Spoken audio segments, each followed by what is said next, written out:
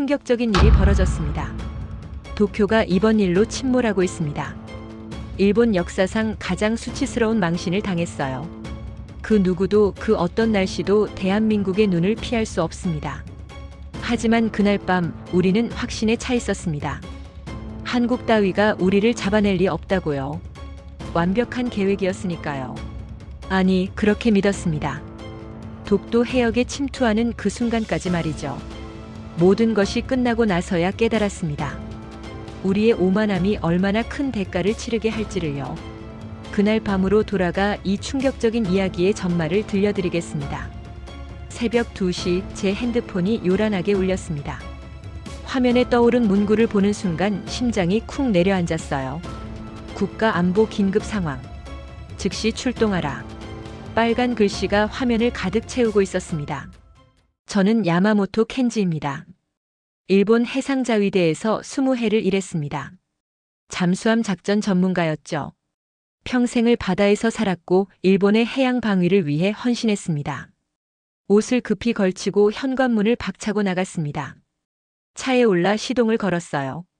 텅 빈 도쿄 거리를 달리는 동안 온갖 생각이 머릿속을 스쳤습니다. 북한의 미사일일까요? 중국 함대의 영해 침범일까요? 방위성 지하 비밀 회의실에 도착했을 때는 새벽 3시였습니다. 이미 수십 명이 모여 있었어요. 해상자위대 사령관, 방위성 차관, 정보본부장, 그리고 총리실 안보실장까지요. 모두의 얼굴이 긴장되어 있었습니다. 회의실 문이 닫혔습니다. 외부와 완전히 차단된 공간이었죠. 방음, 전파 차단, 모든 게 철저했습니다. 다카하시 사령관이 입을 열었습니다. 목소리가 낮고 무겁게 깔렸어요. 지금부터 하는 이야기는 국가 최고 기밀입니다. 이 방을 나가는 순간 오늘 일은 없던 일이 됩니다. 모두가 고개를 끄덕였습니다. 독도입니다. 사령관이 단도직입적으로 말했습니다. 한국을 시험해야 할 때가 왔습니다. 제 귀를 의심했습니다. 독도요? 지금 이 시기예요? 사령관이 화면을 켰습니다. 독도와 주변 해역 지도가 나타났어요. 빨간 점들이 여기저기 찍혀 있었습니다. 최근 한국의 움직임이 심상치 않습니다. 사령관이 설명을 시작했죠. 독도 주변 경비를 강화하고 있어요. 우리 어선들을 계속 쫓아냅니다. 이대로 두면 한국이 시료 지배를 더욱 공고히 할 겁니다. 그래서 계획이 뭡니까? 누군가 물었습니다. 소류급 잠수함 한 척을 독도 인근 해역에 침투시킵니다. 사령관이 대답했어요.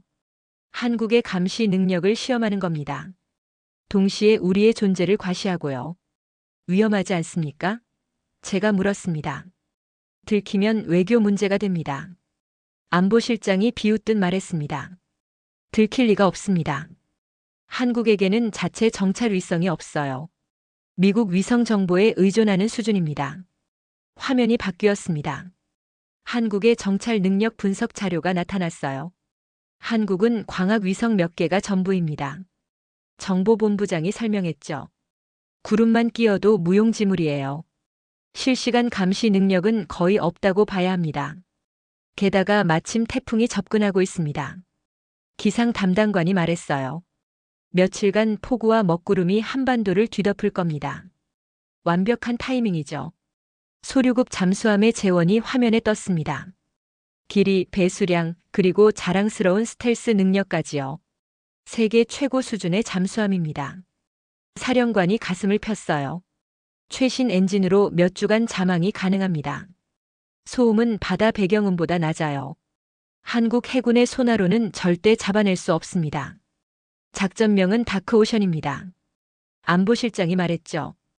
어둠 속에서 움직이고 흔적 없이 사라지는 겁니다. 침투 경로가 화면에 그려졌습니다. 동해를 따라 북상해서 독도 북서쪽으로 접근하는 루트였어요. 한국 해군 기지와 최대한 멀리 떨어진 경로였습니다. 임무는 간단합니다. 사령관이 정리했어요.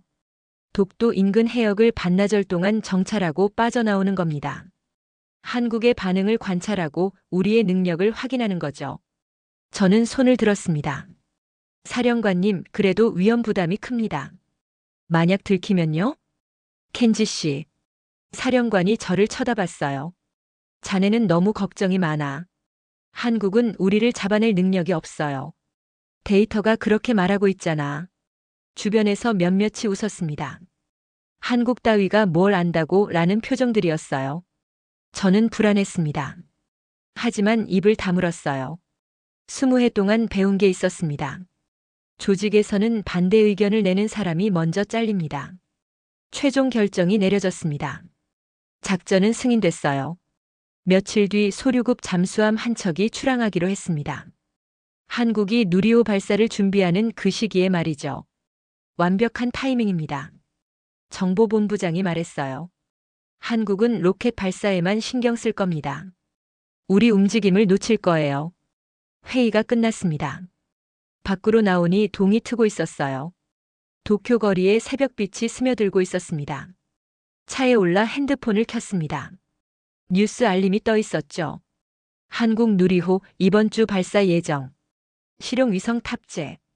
저는 그 기사를 무심히 넘겼습니다. 한국의 로켓이요? 대단하긴 하지만 우리 작전과는 무관하다고 생각했어요. 하지만 그때 제가 몰랐습니다. 그 누리호 안에 무엇이 실릴지를요. 그것이 얼마나 우리 운명을 바꿔놓을지 말이죠. 잠시 후 공식 명령서가 도착했습니다. 작전 다크오션. 승인됨. 극비. 일본은 움직이기 시작했습니다. 한국을 시험하기 위해서요. 하지만 진짜 시험을 받게 될 건 바로 우리였습니다. 그리고 그 결과는 참담했습니다. 일본 역사상 가장 굴욕적인 패배였으니까요. 여러분, 이 이야기가 어떻게 끝나는지 궁금하지 않으신가요? 일본 최고의 잠수함이 어떻게 한국에게 완벽하게 들통났는지 말입니다. 구독과 좋아요 버튼을 눌러주세요. 그리고 끝까지 함께 해주십시오. 이건 단순한 군사작전 이야기가 아닙니다. 오만함이 초래한 비극의 기록입니다. 자, 이제 본격적으로 시작하겠습니다. 작전 당일이 다가왔습니다. 요코스카 해군기지는 긴장감으로 가득했어요. 하지만 겉으로는 평범한 일상처럼 보였습니다. 그게 바로 의도였죠. 새벽 4시 소류급 잠수함이 조용히 출항했습니다. 불빛 하나 없이 어둠 속으로 사라졌어요. 저는 작전실에서 모니터를 지켜보고 있었습니다. 잠수함 함장의 목소리가 들렸습니다. 출항 완료. 작전 해역으로 이동 시작. 완벽합니다. 사령관이 만족스럽게 말했어요. 예정대로 진행하시오. 소류급은 일본의 자랑이었습니다. 길이만큼이나 긴 개발 기간, 천문학적인 예산, 그리고 세계 최고 수준의 기술이 집약된 결정체였죠. 최신 엔진을 탑재했습니다. 공기 불필요 추진 시스템이었어요. 몇 주간 물 밖으로 나오지 않아도 됐습니다. 소음은 거의 제로에 가까웠죠. 바다의 유령이라고 불렸습니다. 화면에 잠수함의 위치가 실시간으로 표시됐습니다. 동해를 따라 북상하고 있었어요. 한국 해군 기지에서 최대한 멀리 떨어진 경로였습니다. 순조롭습니다. 정보본부장이 보고했어요. 한국 측 반응 전혀 없습니다. 당연하죠. 누군가 웃으며 말했습니다. 한국이 뭘 알겠어요. 시간이 흘렀습니다. 잠수함은 계속 북상했어요. 수심을 유지하며 완벽하게 은신하고 있었습니다. 날씨가 우리 편이었습니다. 예보대로 폭풍우가 몰려왔어요. 하늘은 먹구름으로 뒤덮였고 바다는 거칠게 출렁였습니다. 완벽한 엄폐입니다. 기상 담당관이 말했어요. 광학 위성은 완전히 무력화됐습니다. 한국은 아무것도 볼 수 없어요. 작전실에 안도의 분위기가 흘렀습니다. 모두가 자신감에 차 있었죠. 시간이 더 흘렀습니다. 잠수함이 독도 북서쪽 해역에 접근하기 시작했어요. 목표 해역 진입 시작. 함장의 목소리가 들렸습니다. 모든 시스템 정상. 좋아. 사령관이 고개를 끄덕였어요. 계획대로 진행하시오. 저는 모니터를 바라봤습니다. 빨간 점이 독도를 향해 천천히 움직이고 있었어요. 완벽한 침투였습니다. 하지만 묘한 불안감이 들었습니다. 너무 순조로웠어요. 한국이 정말 아무것도 모르는 걸까요? 켄지 씨. 옆에 있던 동료가 말했습니다. 왜 그래? 걱정되나? 아니요. 저는 고개를 저었죠. 그냥 신중해야 한다고 생각했을 뿐입니다. 너무 걱정 마. 그가 웃었어요. 우리 기술이 세계 최고야. 한국 따위가 우릴 잡아낼 리 없어. 작전실의 모든 사람이 같은 생각이었습니다. 일본은 강하고 한국은 약하다는 믿음이었죠. 목표 해역 도착. 함장이 보고했습니다. 정찰 시작합니다. 잠수함이 독도 인근을 천천히 돌기 시작했어요. 수중 음파 탐지기가 작동했습니다. 해저 지형을 스캔하고 한국 해군의 움직임을 파악하는 겁니다. 한국 측 함정 움직임 없음. 정보 담당자가 보고했어요. 경비정도 평소와 같습니다. 완벽합니다. 사령관이 만족해했죠. 한국은 전혀 눈치채지 못하고 있어요. 시간이 흘렀습니다. 잠수함은 계속 정찰 활동을 이어갔어요. 모든 게 계획대로였습니다. 작전 절반 완료. 함장이 말했습니다. 이상 없습니다. 좋아. 사령관이 웃었어요. 예정 시간까지 정찰하고 철수하시오. 저는 시계를 봤습니다. 새벽이었어요. 한국은 지금쯤 누리호 발사를 준비하고 있을 겁니다. 모든 관심이 하늘로 향해 있겠죠. 완벽한 타이밍입니다. 정보본부장이 말했어요. 한국은 로켓 발사에만 신경 쓰고 있을 겁니다. 하지만 그때 저는 몰랐습니다. 그 순간 대한민국에서 무슨 일이 벌어지고 있는지를요. 같은 시각 대전 한국항공우주연구원은 밤새 불이 꺼지지 않았습니다. 수백 명의 연구원들이 분주하게 움직이고 있었어요. 누리호 발사를 몇 시간 앞둔 시점이었습니다. 최종 점검이 한창이었죠. 하지만 연구원 한쪽에서는 전혀 다른 일이 벌어지고 있었습니다. 위성 관제센터였습니다. 시험용으로 먼저 가동된 SAR 위성이 실시간으로 데이터를 전송하고 있었어요. 담당 연구원이 모니터를 응시하고 있었습니다. 동해 해역의 영상이었죠. 파도 패턴이 선명하게 보였습니다. 그런데 이상한 부분이 있었습니다. 특정 지점의 파도가 다른 곳과 달랐어요. 미세하지만 분명한 교란이었습니다. 연구원이 화면을 확대했습니다. 패턴이 더 명확해졌어요. 수중에서 뭔가가 움직이고 있었습니다. 이거 뭐죠? 연구원이 중얼거렸습니다. 옆에 있던 선배 연구원이 다가왔습니다. 뭔가 포착됐어? 여기 좀 보세요. 파도 패턴이 이상합니다. 선배 연구원이 모니터를 자세히 들여다봤습니다. 눈이 커졌어요. 이건 웨이크 시그니처 아닌가? 웨이크 시그니처. 수중 물체가 이동하면서 만드는 해수면 교란 패턴이었습니다. 크기를 측정해봐. 선배가 말했습니다. 연구원이 급히 계산했습니다. 대략 100m 정도 됩니다. 100m라고요? 선배의 얼굴이 굳었습니다. 이동 속도는 저속으로 움직이고 있습니다. 잠수함 항해 속도와 일치해요. 위치는 독도 북서쪽입니다. 순간 침묵이 흘렀습니다. 두 사람이 서로를 쳐다봤어요. 즉시 보고해야 합니다.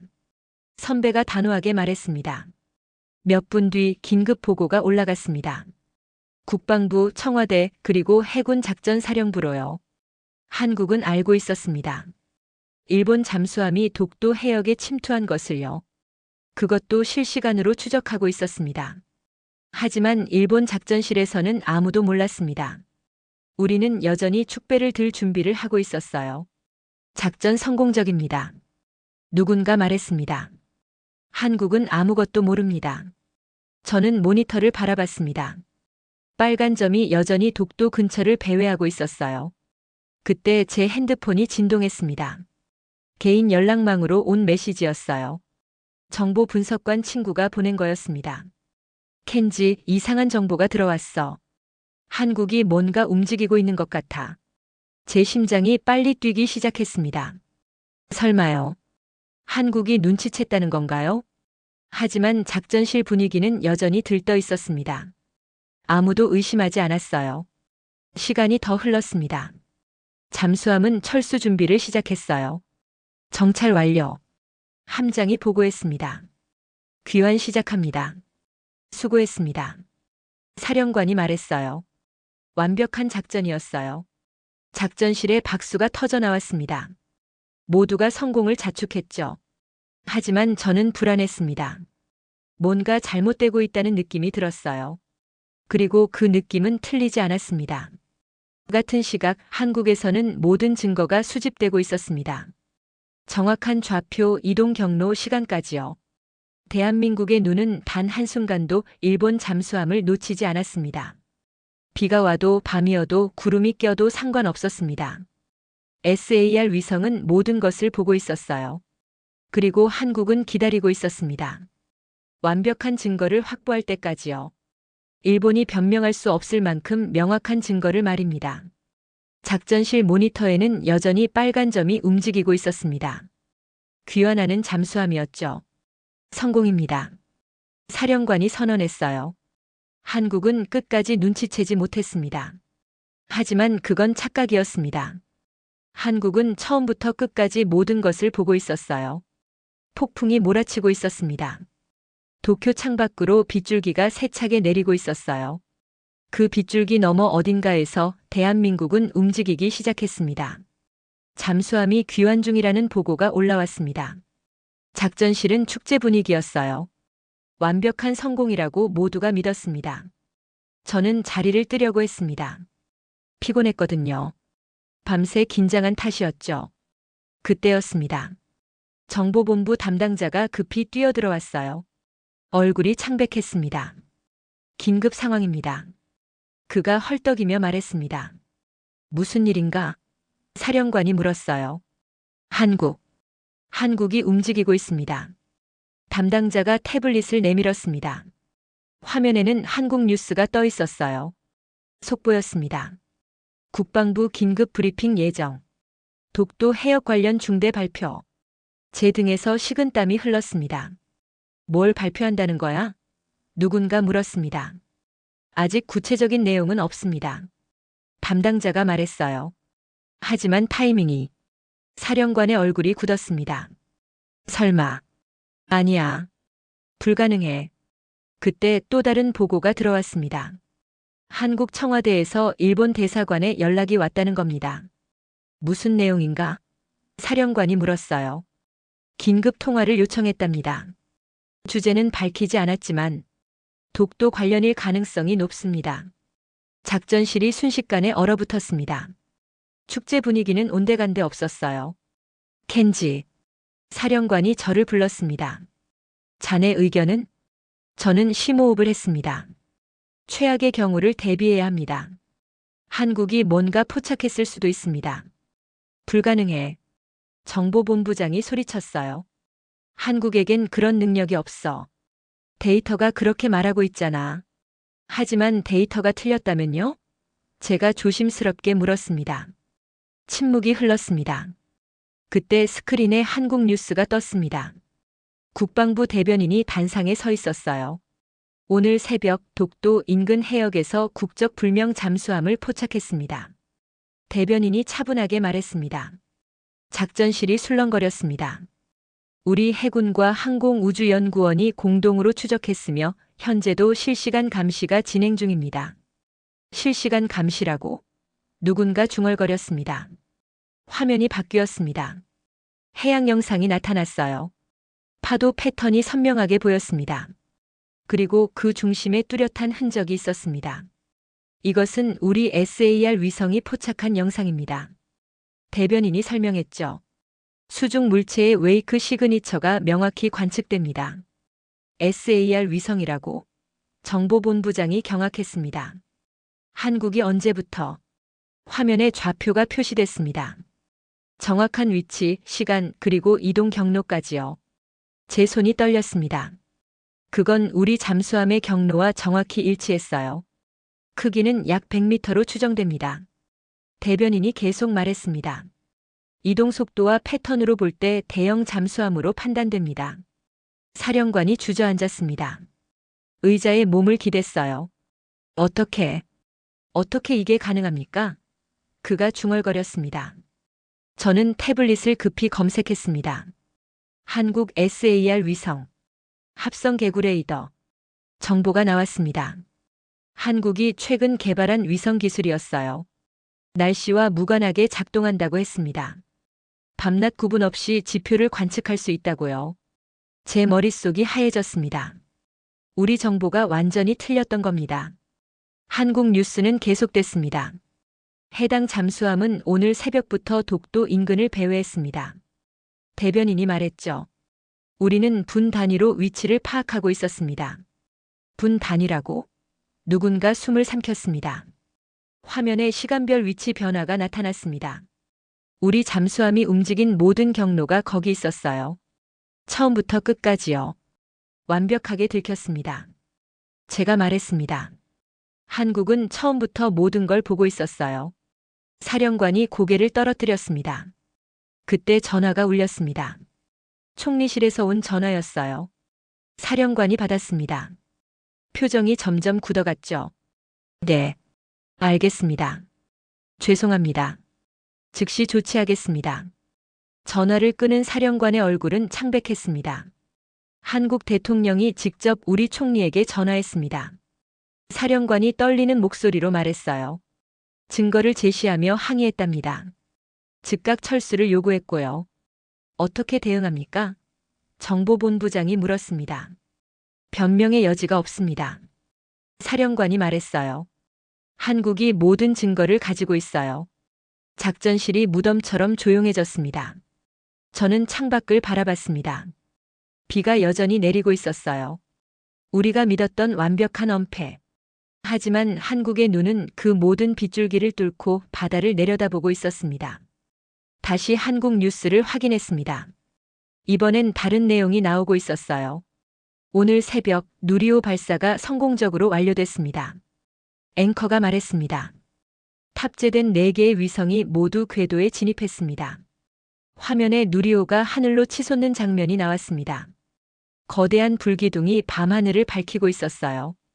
특히 이번에 탑재된 SAR 실험 위성은 이미 놀라운 성능을 입증했습니다.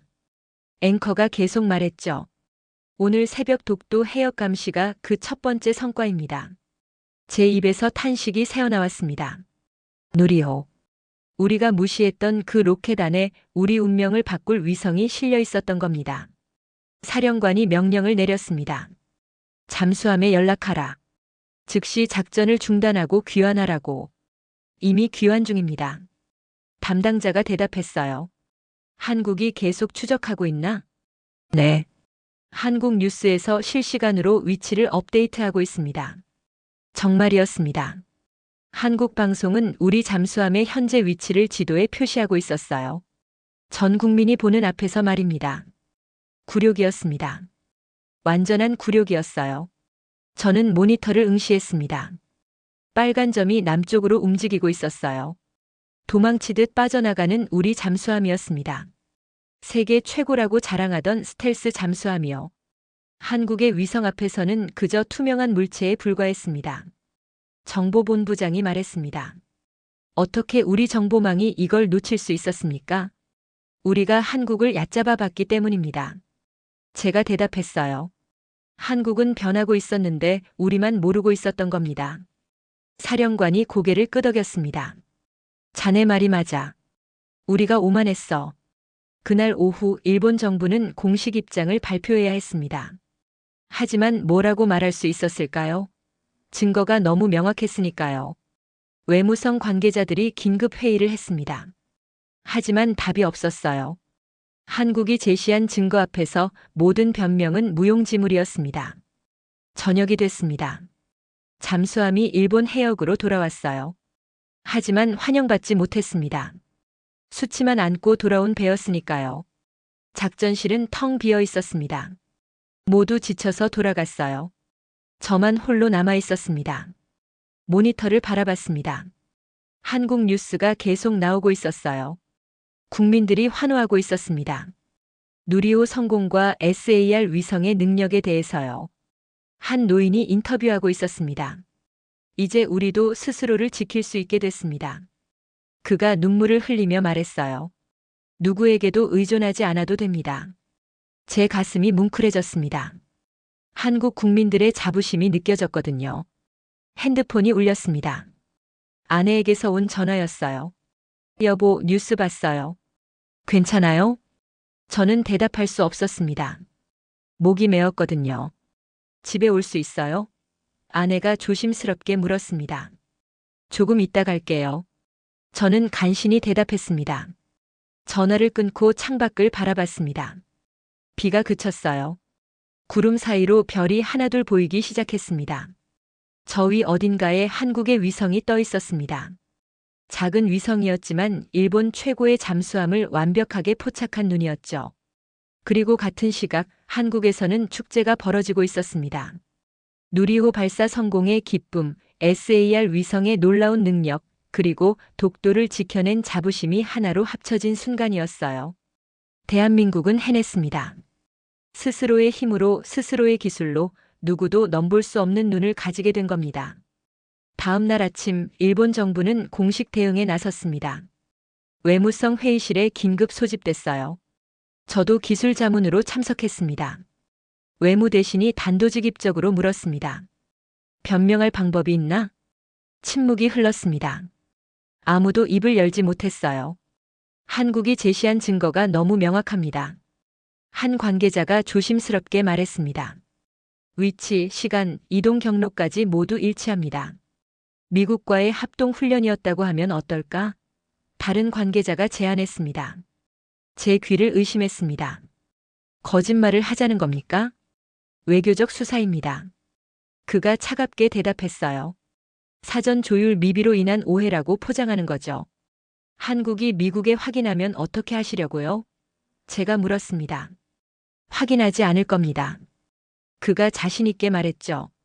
동맹국 사이에 그런 결례를 범하진 않아요. 저는 고개를 저었습니다. 하지만 아무도 제 의견을 묻지 않았어요. 그날 오후 일본 정부는 공식 입장을 발표했습니다. 독도 인근 해역의 잠수함은 미일 합동훈련의 일환이었다는 내용이었어요. 사전 통보가 없었던 점은 유감이라고 덧붙였습니다. 저는 방송을 보며 한숨을 쉬었습니다. 이건 통하지 않을 거예요. 예상은 적중했습니다. 불과 몇 시간 뒤 한국에서 반응이 왔습니다. 한국 외교부 대변인이 기자회견을 열었어요. 표정이 냉랭했습니다. 일본 측 발표를 듣고 미국 국방부에 확인했습니다. 대변인이 차분하게 말했죠. 해당 시기에 미일 합동 훈련 계획은 없었다고 확인받았습니다. 작전실이 술렁거렸습니다. 저는 모니터를 응시했어요. 일본 정부의 발표는 사실이 아닙니다. 대변인이 계속 말했습니다. 이는 명백한 거짓말입니다. 거짓말이라는 단어가 나오는 순간 모두의 얼굴이 창백해졌습니다. 한국은 계속된 압박을 가했습니다. 우리는 추가 증거를 공개하겠습니다. 대변인이 선언했어요. 화면이 바뀌었습니다. 더 선명한 SAR 위성 영상이 나타났어요. 시간별로 잠수함의 위치가 정확히 표시되어 있었습니다. 해당 잠수함의 정확한 좌표입니다. 대변인이 하나하나 읽어내려갔어요. 새벽 2시 30분 독도 북서쪽, 새벽 3시 독도 서쪽. 모든 정보가 정확했습니다. 우리 작전 기록과 완벽하게 일치했어요. 크기는 약 84m로 측정됩니다. 대변인이 말했죠. 이는 일본 소류급 잠수함의 재원과 정확히 일치합니다. 제 손이 떨렸습니다. 이 증거들을 국제사회와 공유하겠습니다. 대변인이 최후 통첩을 했어요. 일본 정부의 정직한 사과를 요구합니다. 방송이 끝났습니다. 작전실은 죽음의 침묵에 휩싸였어요. 끝났습니다. 누군가 중얼거렸습니다. 그때 전화벨이 울렸습니다. 총리실에서 온 긴급 연락이었어요. 한국 대통령이 직접 통화를 요청했습니다. 비서관이 급히 말했습니다. 사령관이 얼어붙었습니다. 직접이요? 네. 화상 통화를 준비하라고 합니다. 몇 분 뒤 대형 스크린이 켜졌습니다. 한국 청와대가 화면에 나타났어요. 이재명 대통령이 책상에 앉아 있었습니다. 표정이 차갑고 단호했습니다. 일본 총리실도 연결됐습니다. 다카하시 총리가 긴장한 얼굴로 화면에 나타났어요. 다카하시 총리. 대통령이 먼저 입을 열었습니다. 일본 정부의 발표는 거짓말입니다. 총리가 입을 열려 했지만 대통령이 손을 들어 막았어요. 변명은 필요 없습니다. 우리는 모든 증거를 가지고 있습니다. 화면이 분할됐습니다. 한쪽에는 SAR 위성 영상이 나타났어요. 이것이 여러분의 잠수함입니다. 대통령이 말했죠. 정확한 위치, 시간, 이동 경로까지 모두 기록되어 있습니다. 총리의 얼굴이 점점 창백해졌습니다. 미국 국방부에도 확인했습니다. 대통령이 계속 말했어요. 합동훈련은 없었습니다. 일본 정부는 국제사회에 거짓말을 한 겁니다. 그것은 총리가 말을 더듬었습니다. 즉시 공식 사과하십시오. 대통령의 목소리가 차가워졌습니다. 그렇지 않으면 이 모든 증거를 유엔에 제출하겠습니다. 침묵이 흘렀습니다. 길고 무거운 침묵이었어요. 총리가 간신히 말했습니다. 검토하겠습니다. 검토할 시간은 없습니다. 대통령이 단호하게 말했죠. 오늘 안으로 답변하십시오. 화면이 꺼졌습니다. 작전실이 무덤 같았습니다. 아무도 입을 열지 못했어요. 저는 창밖을 바라봤습니다. 도쿄 거리가 평화로워 보였어요. 하지만 이 건물 안은 지옥이었습니다. 그날 저녁 긴급 강요 회의가 열렸습니다. 총리, 외무 대신, 방위 대신 모든 고위 관료가 모였어요. 어떻게 하시겠습니까? 외무 대신이 물었습니다. 총리가 고개를 떨어뜨렸습니다. 선택의 여지가 없습니다. 사과해야 합니다. 하지만 우익 세력은 방위 대신이 말했습니다. 우익 세력보다 국가가 중요합니다. 총리가 소리쳤어요. 이대로 가면 일본은 국제사회에서 완전히 고립됩니다. 회의는 밤늦게까지 계속됐습니다. 하지만 결론은 하나였어요. 다음 날 아침 일본 정부는 공식 사과문을 발표했습니다. 독도 인근 해역에서의 잠수함 활동은 사전 조율이 없었던 훈련이었습니다. 한국 정부와 국민 여러분께 깊이 사과드립니다. 사과도 아닌 유감이었지만 일본으로서는 최대한의 양보였습니다. 하지만 한국은 만족하지 않았습니다. 재발 방지 대책을 요구했어요. 그리고 일본은 받아들일 수밖에 없었습니다. 앞으로 한반도 주변 모든 군사 활동은 사전 통보할 것. 한국이 제시한 조건이었습니다. 일본은 동의했습니다. 외교적으로 완전히 무릎 꿇은 겁니다. 전 세계 언론이 이 사건을 다뤘습니다. 일본의 굴욕이라는 제목이 쏟아졌어요. 한국의 SAR 위성 능력에 세계가 주목했습니다. 작은 나라가 어떻게 이런 기술을 개발했는지, 어떻게 일본을 완벽하게 포착했는지 말입니다. 저는 외신 기사들을 읽었습니다. 한국의 기술 독립, 한국의 안보 주권 완성, 동아시아 세력 균형의 변화. 모든 분석이 한국의 승리를 이야기하고 있었어요. 그리고 일본의 오만함을 지적했습니다. 한국을 과소평가한 대가라고요. 작전실은 텅 비어 있었습니다. 모두 집으로 돌아갔어요. 하지만 저는 남아 있었습니다. 모니터를 켰습니다. 한국 뉴스가 나오고 있었어요. 국민들이 거리에서 축하하고 있었습니다. 태극기를 흔들며 환호하고 있었죠. 한 젊은이가 인터뷰하고 있었습니다. 이제 우리도 당당합니다. 그가 말했어요. 누구도 우리를 무시할 수 없어요. 제 눈에서 눈물이 흘렀습니다. 핸드폰이 울렸습니다. 상관에게서 온 전화였어요. 켄지, 내일 출근하지 않아도 됩니다. 그가 말했습니다. 휴가를 가지세요. 무슨 뜻입니까? 책임 소재를 가리고 있습니다. 그가 한숨을 쉬었어요. 이번 작전에 관여한 사람들 모두요. 제 경력도 끝이라는 뜻이었습니다. 알겠습니다. 저는 조용히 대답했습니다. 전화를 끊고 창밖을 바라봤습니다. 동이 트고 있었어요. 새로운 아침이었지만 일본에게는 굴욕의 시작이었습니다. 한국은 이겼습니다. 완벽하게, 정당하게, 그리고 당당하게요. 그들은 준비되어 있었습니다. 오랜 세월 기다리고 개발하고 준비한 결과였어요. 반면 일본은 오만했습니다. 과거의 영광에 취해 한국의 변화를 보지 못했던 겁니다. 그리고 그 대가를 치르고 있었습니다. 국제사회에서의 신뢰 추락, 동맹국들의 의심, 그리고 무엇보다 일본 국민들의 실망이었죠. 저는 자리에서 일어났습니다. 이제 결정해야 할 때였어요. 이 조직에 남을 것인가 아니면 떠날 것인가. 답은 이미 정해져 있었습니다. 일주일이 지났습니다. 일본 내부는 대혼란에 빠져 있었어요. 언론은 연일 이 사건을 다뤘습니다. 방위성 청사 앞에는 항의하는 시민들이 모여들었죠. 보수 언론은 정부를 맹비난했습니다. 어떻게 이런 굴욕을 당할 수 있느냐고요. 반면 진보 언론은 오만함의 대가라고 지적했습니다. 방위 대신이 사퇴했습니다. 해상자위대 사령관도 물러났어요. 정보본부장 작전 책임자들이 줄줄이 책임을 지고 떠났습니다.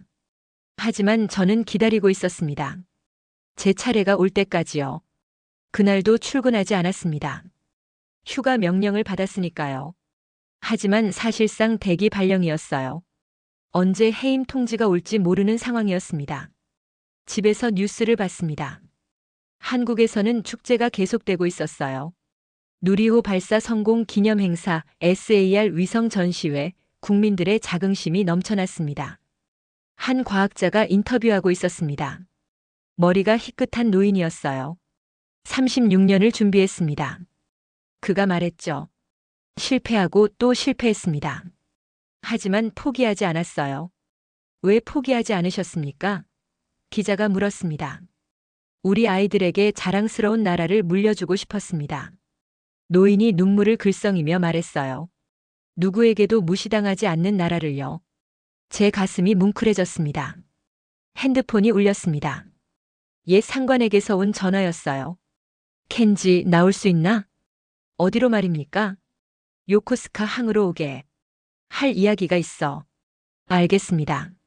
차를 몰고 요코스카로 향했습니다. 1시간쯤 걸렸어요. 항구에 도착했을 때 상관이 부두에 서 있었습니다. 함께 걸었습니다. 저 멀리 소류급 잠수함이 정박해 있었어요. 그날 독도 해역에 갔던 바로 그 배였습니다.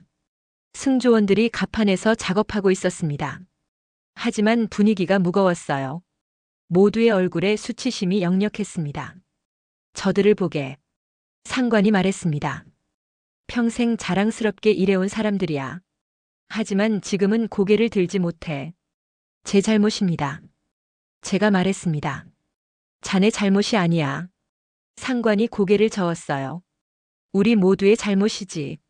하지만 저는 반대 의견을 내지 못했습니다. 나도 마찬가지야. 상관이 한숨을 쉬었습니다. 우리 모두가 한국을 얕잡아 봤어. 잠시 침묵이 흘렀습니다. 켄지. 상관이 저를 돌아봤어요. 자네 어떻게 할 생각인가? 저는 이미 결심했습니다. 떠나려고 합니다. 떠난다고? 사직하겠습니다. 제가 단호하게 말했어요. 왜?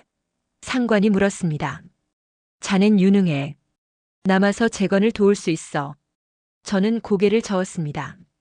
저는 20년간 틀린 믿음을 가지고 살았습니다.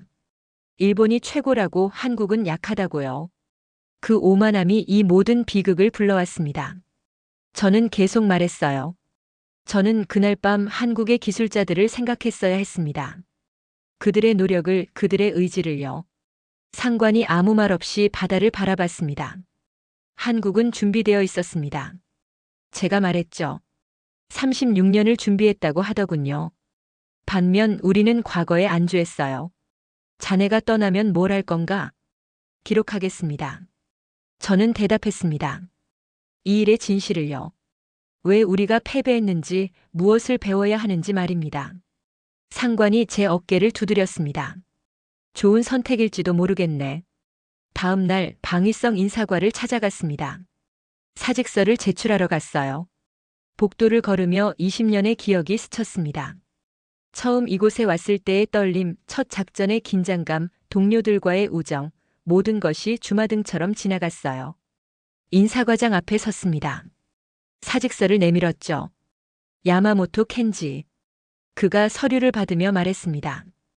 20년이었지? 네. 제가 대답했습니다. 아깝군. 그가 한숨을 쉬었어요. 하지만 이해해. 서류에 도장을 찍었습니다. 딱 소리가 났어요. 제 20년 경력이 끝나는 소리였습니다. 잘 살게. 그가 악수를 청했습니다. 감사했습니다. 제가 답례했어요. 밖으로 나왔습니다. 청사를 돌아보았어요. 오랜 세월 다녔던 곳이었지만 이제 돌아오지 않을 곳이었습니다. 차에 올라 시동을 걸었습니다. 라디오가 켜졌어요.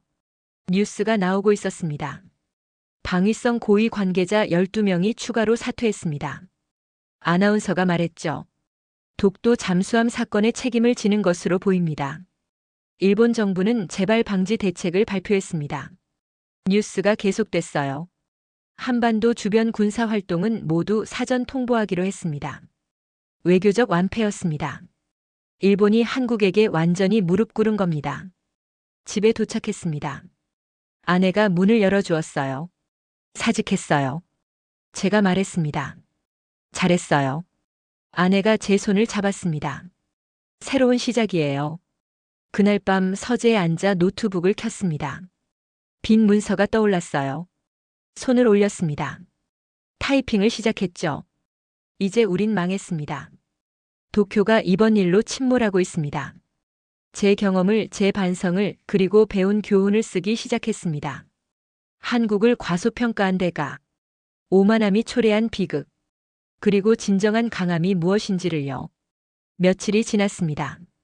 글은 점점 길어졌어요. 그날 밤에 모든 것을 담았습니다. 한국의 과학자들이 36년을 준비한 이야기, 누리호가 하늘로 오른 순간 SAR 위성이 모든 것을 포착한 장면, 그리고 일본의 굴욕적 패배까지요. 창밖을 바라봤습니다. 비가 내리고 있었어요. 그날 밤처럼요. 하지만 이제 저는 알고 있었습니다. 비가 와도 구름이 껴도 밤이어도 한국의 눈은 모든 것을 보고 있다는 것을요. SAR 위성, 합성 개구 레이더, 마이크로파는 비와 구름을 뚫습니다. 날씨와 상관없이 지표의 모든 것을 드러내죠. 그리고 그 기술을 가진 한국은 이제 더 이상 누구의 눈도 빌리지 않습니다. 스스로의 두 눈으로 하늘을 보고 바다를 지키고 땅을 수호하고 있어요. 한국을 꺾을 수 없었던 건 미사일이나 위성 때문만이 아니었습니다. 제가 타이핑했습니다. 그건 국민의 단결이었고 기술자들의 헌신이었고 포기하지 않는 자존심이었습니다. 누군가 이 글을 읽을까요? 저는 생각했습니다. 일본 국민들이 이 교훈을 받아들일까요? 하지만 중요한 건 진실을 기록하는 것이었습니다. 후대가 같은 실수를 반복하지 않도록 말이죠. 밤이 깊어갔습니다. 도쿄의 불빛이 창밖으로 반짝였어요. 평화로워 보이는 풍경이었지만 일본은 변해야 했습니다. 겸손해져야 했어요. 이웃을 존중해야 했고요. 과거의 영광에 안주하지 말고 미래를 준비해야 했습니다. 한국처럼 말입니다. 타이핑을 멈췄습니다. 창밖 하늘을 올려다봤어요. 별이 하나 둘 보이기 시작했습니다. 저 위 어딘가에 한국의 위성이 떠 있었습니다. 작지만 강력한 눈이었죠. 대한민국을 지키는 눈이었습니다. 그리고 저는 이제 알았습니다. 진정한 강함이 무엇인지를요. 글을 쓰는 동안 일본 사회는 계속 혼란에 빠져 있었습니다. 보수 우익 세력이 들끓었어요. 거리에서 시위가 벌어졌습니다. 굴욕을 씻어야 한다. 그들이 외쳤습니다. 한국에게 무릎 꿇을 수 없다고요. 하지만 국민 여론은 달랐습니다. 특히 젊은 세대가요. 한 대학생이 인터뷰하고 있었습니다. 우리가 틀렸습니다. 그가 말했어요. 한국을 인정해야 합니다. 계속 과거에 살 수는 없어요. 세대 갈등이 깊어졌습니다. 노년층은 자존심을 이야기했고 젊은 세대는 현실을 직시하라고 맞섰습니다. 일본 언론도 둘로 나뉘었습니다. 보수 언론은 정부를 공격했어요. 어떻게 이런 굴욕을 당할 수 있느냐고요. 하지만 진보 언론은 냉정하게 분석했습니다. 한국의 기술력을 제대로 평가하지 못한 우리의 오만함이 문제였다고요. 저는 그 모든 기사를 스크랩했습니다. 제 글에 인용하려고요. 며칠 뒤 한 대형 신문사에서 연락이 왔습니다. 기고문을 써달라는 요청이었어요. 켄지 씨 현장에 계셨지 않습니까? 편집장이 말했습니다. 진실을 말해 주십시오. 저는 고민했습니다. 하지만 이것이 제가 해야 할 일이라고 생각했어요. 기고문을 썼습니다. 제목은 우리가 한국을 과소평가한 이유였습니다. 우리는 데이터만 믿었습니다. 제가 썼어요. 한국의 자체 정찰 위성이 없다는 사실만 보았죠. 하지만 그들이 얼마나 빠르게 발전하고 있는지는 보지 못했습니다. 36년간 수천 명의 과학자가 밤낮 없이 일했습니다. 실패하고 또 실패했지만 포기하지 않았어요. 그 집념을 우리는 무시했습니다. 누리호는 단순한 로켓이 아니었습니다. 그것은 한 민족의 자존심이었고 생존의 의지였습니다. 우리는 그것을 이해하지 못했어요. 기고문이 실린 날 반응이 폭발했습니다. 댓글이 수천 개 달렸어요. 절반은 비난이었습니다. 매국노, 배신자, 일본의 자존심을 짓밟았다고요. 하지만 나머지 절반은 공감이었습니다. 용기 있는 발언이다. 이런 진실이 필요하다. 젊은 세대를 중심으로 지지가 쏟아졌어요. 방송국에서도 연락이 왔습니다. 인터뷰 요청이었죠. 하지만 저는 거절했습니다. 아직 준비가 안 됐어요. 더 깊이 생각하고 더 정확하게 기록해야 했습니다. 그 사이 한국에서는 변화가 계속되고 있었습니다. SAR 위성 추가 발사 계획이 발표됐어요. 5기의 위성을 더 쏘아 올려 실시간 전 지구 감시 체계를 구축한다는 내용이었습니다. 한국의 우주 산업이 급성장하고 있습니다. 외신이 보도했어요. 이제 아시아의 우주 강국으로 부상했습니다. 일본 방위성은 긴급 대책 회의를 열었습니다. 한국의 위성 능력에 어떻게 대응할 것인가를요. 하지만 이미 늦었습니다. 한국은 앞서 나가고 있었고 일본은 뒤처지고 있었어요. 저는 한국 뉴스를 계속 지켜봤습니다. 그들의 자신감이 느껴졌어요. 한 항공우주연구원이 인터뷰하고 있었습니다. 여성 연구원이었죠. 저는 SAR 위성 개발에 10년을 바쳤습니다. 그녀가 말했어요. 포기하고 싶을 때가 많았어요. 하지만 우리나라를 지킨다는 사명감이 있었습니다. 이제 그 위성이 독도를 지키고 있습니다. 그녀의 눈에 눈물이 맺혔어요. 누구도 넘볼 수 없게요. 제 가슴이 뭉클해졌습니다. 그날 밤 창밖을 바라보며 생각했습니다. 일본과 한국의 차이가 뭘까요? 기술력의 차이가 아니었습니다. 일본도 훌륭한 과학자들이 있었으니까요. 절박함의 차이였습니다. 한국은 생존을 위해 싸웠어요. 주변 강대국들 사이에서 살아남기 위해서요. 반면 일본은 안주했습니다. 과거의 영광에 취해 변화를 두려워했죠. 한국은 실패를 두려워하지 않았습니다. 누리호 1차, 2차 발사 실패에도 포기하지 않았어요. 계속 도전했고 마침내 성공했습니다. 일본은 실패를 용납하지 않았습니다. 완벽을 추구하다가 오히려 혁신의 기회를 놓쳤어요. 한국은 젊은 과학자들을 믿었습니다. 30대 연구원들에게 중요한 프로젝트를 맡겼어요. 일본은 연공서열에 매여 있었습니다. 능력보다 나이와 경력이 우선이었죠. 모든 것이 달랐습니다. 며칠 뒤 세계 언론이 특집 기사를 냈습니다. 한국의 우주굴기라는 제목이었어요. 한국은 단기간에 놀라운 성취를 이뤘다. 기사가 분석했습니다. 독자 기술 개발, 민간 기업 참여, 정부의 전폭적 지원이 결합된 결과다. 특히 SAR 위성 기술은 세계 최고 수준이다. 일본 잠수함 포착 사건이 그것을 입증했다. 이제 한국은 더 이상 기술 후진국이 아니다. 우주 강국의 대열에 당당히 들어섰다. 저는 그 기사를 프린트했습니다. 제 글에 첨부하려고요. 그날 밤 꿈을 꿨습니다. 누리호가 하늘로 올라가는 꿈이었어요. 거대한 불기둥이 밤하늘을 밝혔습니다. 그 옆에 할아버지가 서 있었습니다. 태극기를 들고 눈물을 흘리는 노인이었죠. 꿈속에서 저는 그분께 물었습니다. 왜 우십니까? 75년을 기다렸어. 할아버지가 대답했습니다. 폐허에서 여기까지 왔어. 꿈에서 깨어났습니다. 새벽이었어요. 창밖이 밝아오고 있었습니다. 서재로 갔습니다. 글을 계속 써야 했어요. 누리호 발사 성공은 단순한 과학의 승리가 아니었습니다. 제가 타이핑했습니다. 그것은 안보 주권의 완성이었습니다. 이제 한국은 빌려온 눈이 아닌 자신들의 두 눈으로 독도를 지키고 있습니다. 그 어떤 강대국도 그 어떤 어둠도 대한민국을 속일 수 없게 되었습니다. 손을 멈췄습니다. 이 문장이 제 글의 핵심이었어요. 한국의 진정한 힘은 기술이 아니었습니다. 포기하지 않는 의지였고 단결된 국민이었고 미래를 향한 집념이었어요. 반면 일본의 약점은 오만함이었습니다. 이웃을 무시했고 변화를 외면했고 과거에 안주했죠. 그 대가를 지금 치르고 있었습니다. 창밖을 바라봤습니다. 도쿄 거리에 사람들이 출근하고 있었어요. 평범한 아침이었습니다. 하지만 일본은 바뀌어야 했습니다. 더 겸손해져야 했고 더 개방적이어야 했어요. 그리고 무엇보다 이웃을 존중해야 했습니다. 한국을 보며 배워야 했습니다. 그들의 절박함을, 그들의 단결을, 그들의 도전 정신을요. 그것이 제가 이 글을 쓰는 이유였습니다. 일본이 변하길 바라는 마음이었어요. 핸드폰이 울렸습니다. 옛 동료에게서 온 메시지였어요. 켄지, 내 기고문 읽었어. 용기 있었어. 많은 사람이 공감하고 있어. 제 눈에 눈물이 났습니다. 적어도 누군가는 이해하고 있었어요. 답장을 보냈습니다. 고마워. 계속 쓸 거야.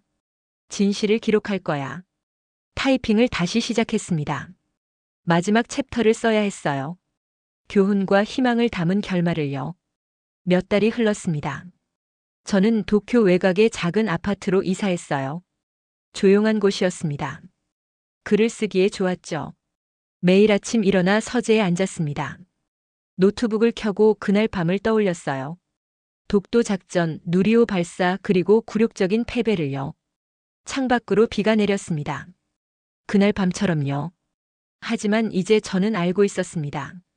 비가 와도 구름이 껴도 밤이어도 한국의 눈은 모든 것을 보고 있다는 것을요. SAR 위성, 합성 개구 레이더, 마이크로파는 비와 구름을 뚫습니다. 날씨와 무관하게 지표의 모든 것을 드러내죠. 기술적으로는 놀라운 발명이었습니다. 하지만 제가 깨달은 건 그 이상이었어요.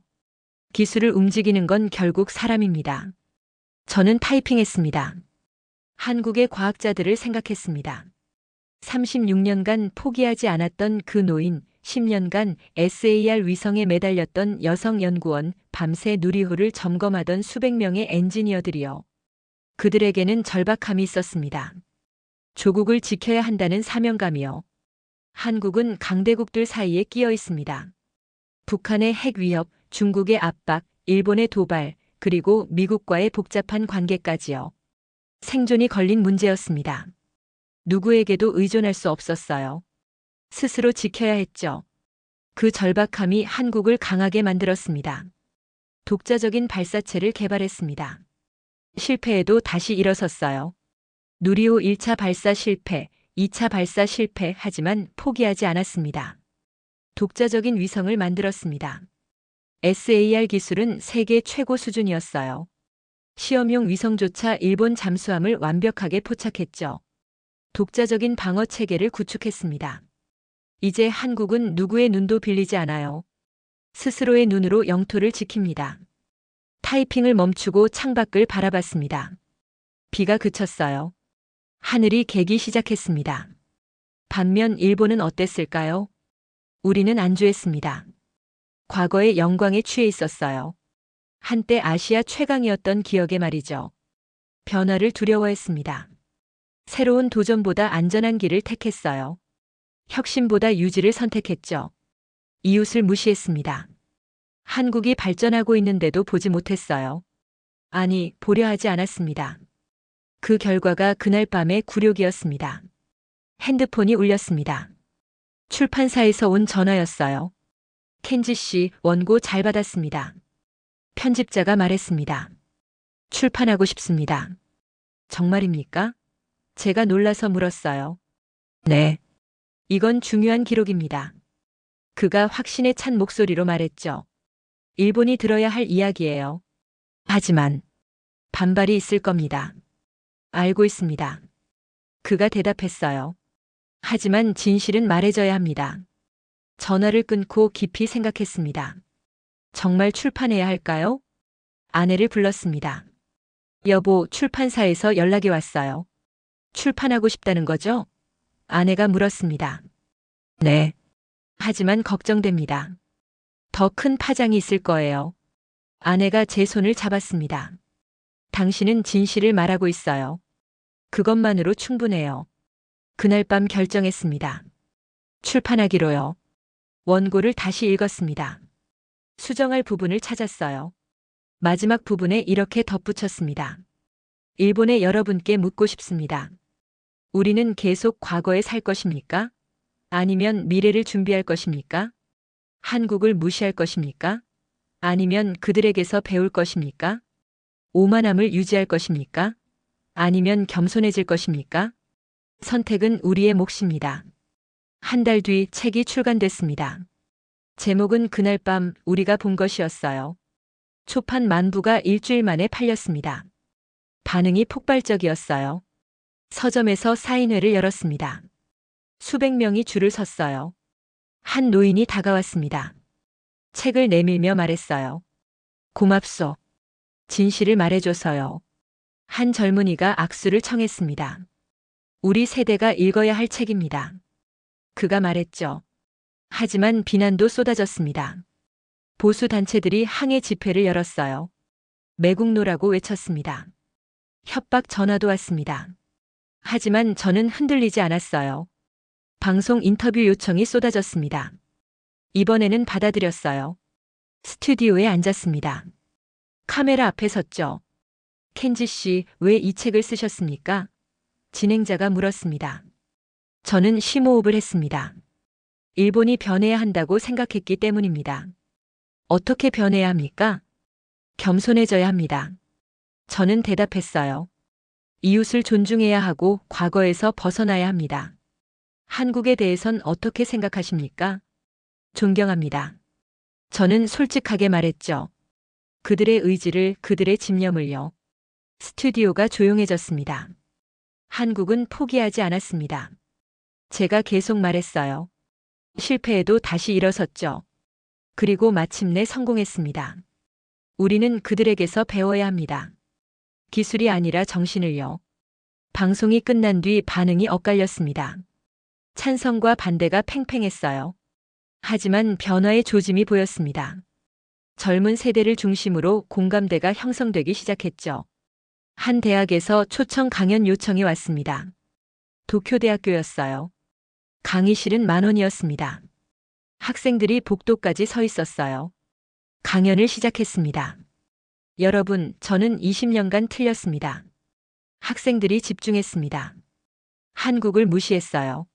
하지만 그들은 준비하고 있었습니다. 우리가 자는 동안 그들은 달렸죠.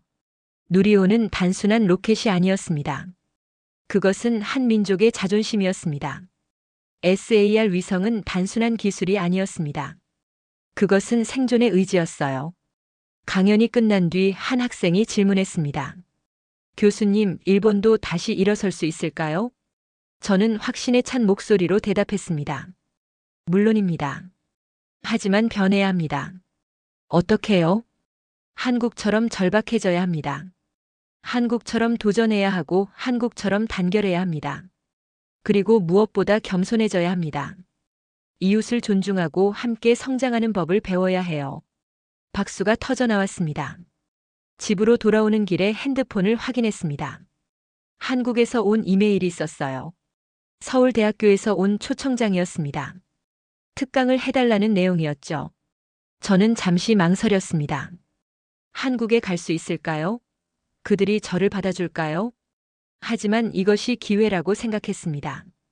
진심으로 사과하고 배울 수 있는 기회요. 수락 메일을 보냈습니다. 그날 밤 창밖을 바라봤습니다. 별이 총총히 빛나고 있었어요. 저 위 어딘가에 한국의 위성이 떠 있었습니다. 대한민국을 지키는 눈이요. 그리고 저는 이제 알았습니다. 진정한 강함이 무엇인지를요. 힘이 아니었습니다. 기술도 아니었어요. 포기하지 않는 의지였고 미래를 향한 집념이었으며 국민의 단결이었습니다. 한국이 가진 것이었죠. 그리고 일본이 잃어버린 것이었습니다. 하지만 이제 되찾을 수 있습니다. 한국에게서 배운다면요. 타이핑을 다시 시작했습니다. 마지막 장을 써야 했어요. 대한민국, 당신들이 해냈습니다. 세상이 당신들을 다시 보고 있습니다. 그리고 저는 야마모토 켄지는 증인으로서 말합니다. 한국의 진정한 힘을 똑똑히 봤습니다. 2달 뒤 저는 인천공항에 내렸습니다. 한국 땅을 밟는 순간 가슴이 두근거렸어요. 긴장됐습니다. 서울대학교 김소연 교수가 마중 나와 있었습니다. 환영합니다, 켄지 씨. 그가 악수를 청했어요. 초대해 주셔서 감사합니다. 제가 정중하게 인사했습니다. 차를 타고 서울로 향했습니다. 창밖으로 펼쳐진 풍경이 놀라웠어요. 현대적인 빌딩들, 깨끗한 거리, 활기찬 사람들이요. 많이 발전했죠? 김 교수가 물었습니다. 예상보다 훨씬 더요. 저는 솔직하게 대답했죠. 서울대 캠퍼스에 도착했습니다. 웅장했어요. 학생들이 분주하게 오가고 있었습니다. 강의실로 안내받았습니다. 문을 여는 순간 놀랐어요. 수백 명의 학생들이 자리를 가득 메우고 있었습니다. 서 있는 학생들도 많았죠. 켄지 씨에 대한 관심이 뜨겁습니다. 김 교수가 말했어요. 책이 한국어로도 번역됐거든요. 정말입니까? 네. 베스트셀러예요. 많은 사람이 당신의 용기를 존경합니다. 단상에 올랐습니다. 학생들이 조용히 저를 바라봤어요. 심호흡을 했습니다. 그리고 입을 열었죠. 안녕하십니까? 저는 야마모토 켄지입니다. 박수가 터져 나왔습니다. 저는 일본 해상자위대에서 20년을 일했습니다. 제가 말을 이어갔어요. 그리고 평생 틀렸습니다. 학생들이 더 집중했습니다. 한국을 과소평가했습니다. 무시했다고 해야 정확하겠네요. 하지만 그날 밤 모든 것이 바뀌었습니다. 누리호 발사의 이야기를 했습니다. SAR 위성이 일본 잠수함을 포착한 순간을요. 그리고 일본의 굴욕적 패배까지요. 학생들은 숨죽여 들었습니다. 한국이 강했던 이유는 무엇일까요? 제가 물었습니다. 기술 때문일까요? 고개를 저었습니다. 아닙니다. 의지 때문입니다. 포기하지 않는 정신이었습니다. 36년간 준비한 과학자들의 집념이었어요. 실패해도 다시 일어서는 용기였죠. 그리고 무엇보다 절박함이었습니다. 생존이 걸린 문제였으니까요. 한 학생이 손을 들었습니다. 교수님, 일본은 이제 어떻게 해야 할까요? 배워야 합니다. 저는 대답했어요.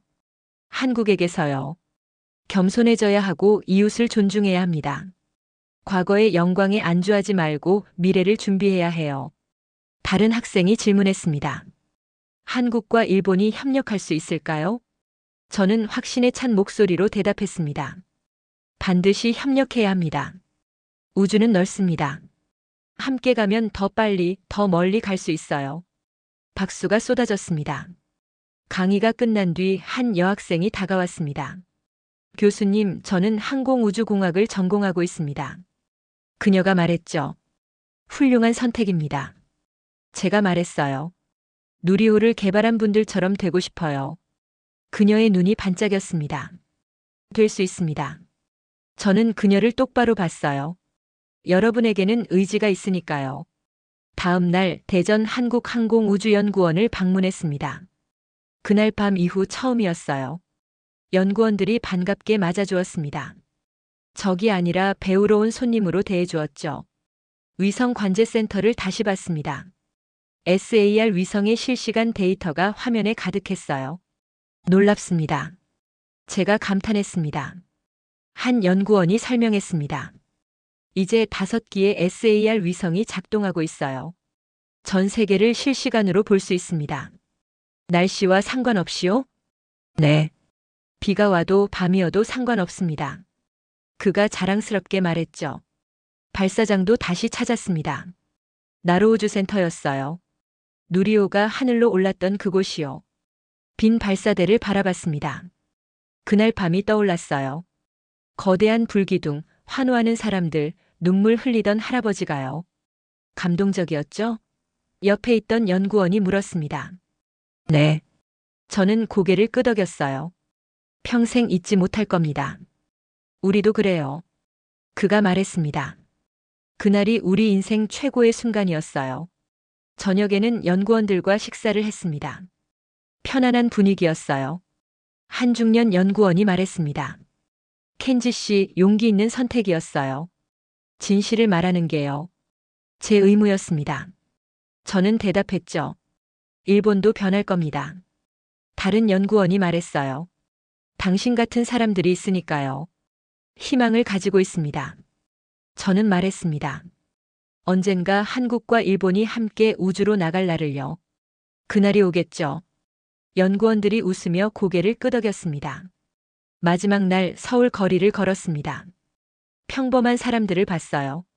출근하는 직장인, 등교하는 학생들, 장을 보는 주부들이요. 그들은 몰랐습니다. 자기 나라가 얼마나 대단한 일을 해냈는지를요. 저 위 우주에 한국의 눈이 떠 있다는 것을요. 하지만 그것이 진정한 강함이었습니다. 자랑하지 않아도 과시하지 않아도 묵묵히 자기 일을 하는 사람들이요. 공항으로 가는 길에 김 교수가 물었습니다. 어떠셨어요? 많이 배웠습니다. 저는 대답했어요. 그리고 희망을 받습니다. 희망이요? 네. 한국과 일본이 함께할 수 있다는 희망이요. 비행기에 올랐습니다. 창밖으로 서울이 멀어졌어요. 하지만 제 마음속에는 한국이 가득했습니다. 누리호가 SAR 위성이 포기하지 않는 과학자들이 그리고 36년을 기다린 노인이요. 도쿄에 도착했습니다. 집으로 돌아왔죠. 서재에 앉아 마지막 장을 썼습니다. 지금 저는 도쿄의 작은 아파트에서 이 이야기를 마무리하고 있습니다. 창밖으로 비가 내립니다. 그날 밤처럼요. 하지만 이제 저는 알고 있습니다. 비가 와도 구름이 껴도 밤이어도 한국의 눈은 모든 것을 보고 있다는 것을요. SAR 위성, 합성 개구 레이더, 마이크로파는 비와 구름을 뚫습니다. 날씨와 무관하게 지표의 모든 것을 드러내죠. 그리고 그 기술을 가진 한국은 이제 더 이상 누구의 눈도 빌리지 않습니다. 스스로의 두 눈으로 하늘을 보고 바다를 지키고 땅을 수호합니다. 한국을 꺾을 수 없었던 건 미사일이나 위성 때문만이 아니었습니다. 그건 국민의 단결이었고 기술자들의 헌신이었고 포기하지 않는 자존심이었습니다. 누리호 발사 성공은 단순한 과학의 승리가 아니었습니다. 그것은 안보 주권의 완성이었습니다. 그 어떤 강대국도 그 어떤 어둠도 대한민국을 속일 수 없게 되었습니다. 이제 한국은 빌려온 눈이 아닌 자신들의 두 눈으로 독도를 지키고 있습니다. 저는 그날 밤의 증인으로서 이 이야기를 전합니다. 일본 해상자위대에서 20년간 일했던 야마모토 켄지. 우리의 오만함이 어떤 결과를 불러왔는지를요. 세계 최강을 자처하던 일본의 오만함을 멈춰 세운 대한민국. 그들의 진정한 힘을 저는 똑똑히 봤습니다. 타이핑을 멈췄습니다. 마지막 문장을 응시했어요. 그리고 덧붙였습니다. 대한민국 여러분, 당신들이 해냈습니다. 75년 전 폐허에서 시작해 이제 우주로 눈을 뻗었습니다. 세상이 당신들을 존경하고 있습니다. 그리고 저 야마모토 켄지도 존경합니다. 당신들의 의지를, 당신들의 집념을, 당신들의 자존심을요. 대한민국 만세. 파일을 저장했습니다. 책의 마지막 장이 완성됐어요. 창밖을 바라봤습니다. 비가 그쳤습니다. 하늘이 개고 있었어요. 저 위 어딘가에 한국의 위성이 떠 있었습니다. 작지만 강력한 눈이요. 대한민국을 지키는 눈이었습니다. 그리고 저는 이제 알았습니다. 진정한 강함은 힘이 아니라는 것을요. 포기하지 않는 의지라는 것을요. 한국이 가진 것이었습니다. 그리고 일본이 배워야 할 것이었습니다. 미래는 열려 있었습니다. 한국과 일본이 함께할 수 있는 미래가요. 그것이 제 희망이었습니다. 사랑하는 여러분, 이 이야기 어떠셨습니까? 일본 군사 전문가의 고백을 들으셨습니다. 그가 본 대한민국의 진짜 힘을요. 한국의 SAR 위성은 단순한 기술이 아니었습니다. 이건 75년간 준비해온 생존의 의지였습니다. 다시는 무릎 꿇지 않겠다는 민족의 다짐이었죠. 폐허에서 시작해 우주로 눈을 뻗은 나라. 누구에게도 의존하지 않고 스스로를 지키는 나라. 그것이 대한민국입니다. 대한민국, 당신들이 해냈습니다. 그리고 앞으로도 계속 해낼 것입니다. 만약 오늘 이야기가 가슴 뭉클했다면 꼭 좋아요 버튼 눌러주시기 바랍니다. 구독과 알림 설정도 부탁드립니다. 댓글로 여러분의 생각을 나눠주세요. 대한민국의 기술력 자랑스럽지 않으신가요? 여러분이라면 그날 밤 어떤 선택을 하셨을까요? 그리고 한국의 미래는 앞으로 어디까지 뻗어나갈까요? 대한민국 만세라는 댓글로 응원해주세요. 다음 이야기에서 다시 만나 뵙겠습니다. 사랑합니다.